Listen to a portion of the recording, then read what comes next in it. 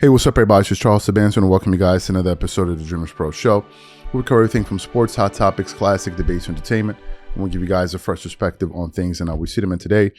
We got a very serious show for you guys. Before we get into it, please make sure you like the video and subscribe to the channel. So we got a pretty interesting article that we came across here that just really kind of struck a chord with me.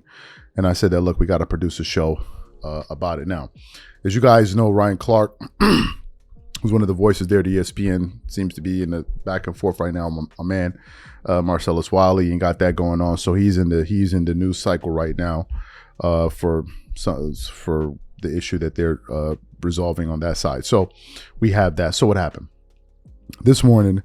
We're just kind of combing through the internet here, and I came across a pretty interesting article from what's the website from awfulannouncing.com, and it had the following headline, and it says, Ryan Clark confirms he once refused to work with Sage Steele after Barack Obama comments, right? And when I read that title, I immediately began to think to myself, I was like, wait, could this article be referring to the very comments that Sage Steele made, I believe on the Jay Cutler show, that got me to say that I want nothing to do with Sage Steele. I don't care for her in any way, shape, or form. So as I was kind of doing some research, I was then able to unearth the sound bites, or rather the comments that he was referring to, because we're going to play a little bit of audio from him.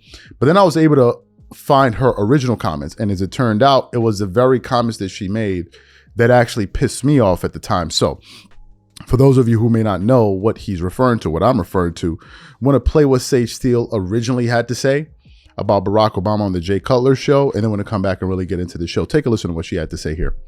They were wondering, they're like, why is it so important to you to say that you're biracial?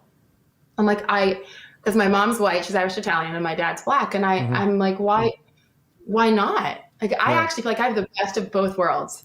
Barack Obama chose black and he's biracial. I'm like, well, congratulations to the president.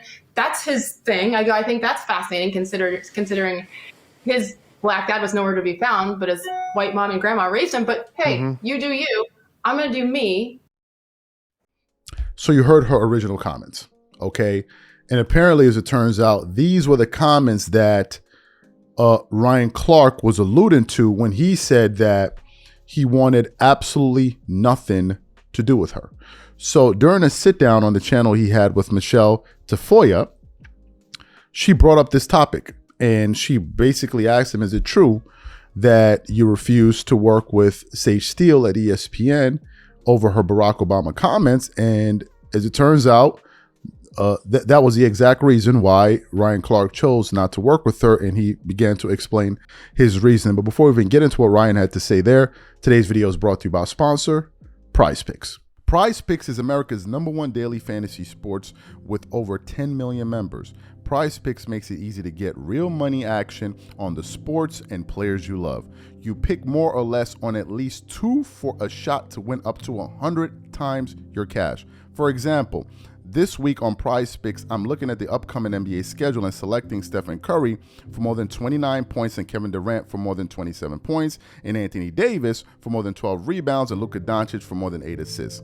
If you're like me and you like to play it safe, you'll love PrizePicks' new feature, Flex Plays. It's the safest way to play. You can still cash out even if your lineup isn't perfect. Plus, you can double your money even if one of your picks doesn't hit. On top of this, PrizePicks puts their members first, so all withdrawals are fast, safe, and secure. When my picks hit, I can get my money as quick as in 15 minutes. So download the PrizePicks app today and use code CLNS to get $50 instantly when you play $5. That's code CLNS on PrizePicks to get $50 instantly when you play $5. You don't even need to win to receive the $50 bonus. It's guaranteed.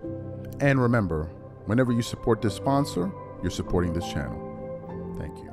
So what we want to do is want to play exactly what he had to say and his rationale behind the entire Sage Steele situation. And then when to come back and really get into the show, take a listen to what Ryan Clark had to say here. Well, I'm glad you bring that up. And let's start there. It was alleged, Sage Steele, when she sued ESPN, it was alleged in her lawsuit that you would not go on the set with her after she said some controversial things on Jay Cutler's podcast about the vaccination and so forth. Was that part of her lawsuit false? No, so that part of her lawsuit wasn't false. Now, in truth, I did work with Sage after that. So that is false in the sense that we never worked together after her Jay Cutler appearance. But what did happen was I had no issue with Sage Steele being a conservative. I had no issue with Sage Steele's vaccination stance. I think you and I both know, Michelle, that Sage Steele being a conservative was like the worst kept secret at ESPN, right? I think it was 2017 in the Super Bowl in Houston. We were working together, and around that time, there were some things that people found insensitive about the way she addressed the travel ban protest at LAX. And at that time, her daughter was receiving some backlash and being treated or bullied because of her mother's statements. And I sat with Sage that day and I told her, it doesn't matter what your thoughts are. I don't feel like your kids should be exposed to hate or evil or negativity because of what we say. I said, I don't feel like children should be involved in that. And so I was there with her and talked through that situation. Also, obviously, her stance during Colin Kaepernick's protest. They were very honest and she felt a certain way. And I had no disagreement, or I had not necessarily disagreement. I had no issue with that. And we remained at least cordial through all of those things. The one thing and the only thing I took offense to in her Jay Cutler interview was her saying that with President Obama's father not being a part of his life, why would he want to consider himself black? As a black man who understands that no matter what President Obama decides to check off as his race, he's going to be seen by an entire country as a black man. He's going to be viewed if policemen say the suspect is a black, tall, slender, light-skinned man, President Obama would fit that description. He's also a man that is married to a black woman, also a man who was raising two young black daughters. And I felt that was disrespectful to say, why would someone with that blood running through their veins want to represent that culture? And because of that, I was uncomfortable in working with her. So what I told the producer that day, Michelle, was, hey, would it be possible if Matt Berry was to ask me my questions? If he was able to conduct my segment? So you heard what Ryan Clark had to say there. I don't see the issue with what he had to say in terms of his reason why he refused to not work with her. Now, her being a conservative, I don't think that's a good enough reason to decide you don't want to work with somebody, or vice versa. This person is a liberal and we're working in an office environment like that. I don't see that as being enough of a reason when it's not impeding on your work or it's not really having a direct impact on you. I don't see why that would be a reason. For some people it is, but that wouldn't be a reason for me to not work with someone. If I was a conservative and I was in a network, for instance, at Fox, because so-and-so person is a liberal, I don't want to work. Come on, man. Like, are we not adults here? So he said that wasn't the reason. It wasn't the reason that because she was a conservative, therefore he wanted nothing to do with her. Even though they had ideological differences, that wasn't the reason. The thing, in fact, that caused him to not want to work with her was the Barack Obama comments. Man, I don't see any issue with it. Because that was the very same reason I decided that I have absolutely zero interest in Sage Steele. Like, I don't. And to me, I don't see it as being a controversial thing or anything like that. The fact of the matter is this: other groups, whenever they feel insulted, they voice their opinions. When other groups feel insulted, that they feel like you've insulted them, they boycott you. They don't want to have anything to do with you. So I don't see anything controversial about what he's saying there. For me, it struck a chord personally because I didn't like anything of what she was saying, right? Not her maybe not liking Barack Obama for some political reasons. I don't care. Really, I don't care. It was this thing of, she said she's multiracial. Who cares about this? Is not, they're multiracial people walking all over the place. Nobody cares about that. You're not breaking it. I don't think anybody cares about that. Is the part where she said, I claim my white and black side, but Barack Obama claims his black side, when you consider the fact that his black father wasn't there for him. And I didn't like how that sounded. I didn't like it. I thought that was offensive. I didn't like the messaging there. And I was saying to myself, who sent you? Like, what are you doing? What are you doing? Right? What are you doing? What are you doing? Like, what's the purpose of that? Because you cannot tell me that you're unaware of how that lands. Because if you tell me you don't understand how that lands, then you're being disingenuous. Like, you're not a child, you're a grown-ass adult, and I'm very sure you understand the subliminal meaning behind things that you say and do. So you understand how that lands. That lands to me like, oh, this guy, black fathers are useless and all of that. And I took complete issue with that.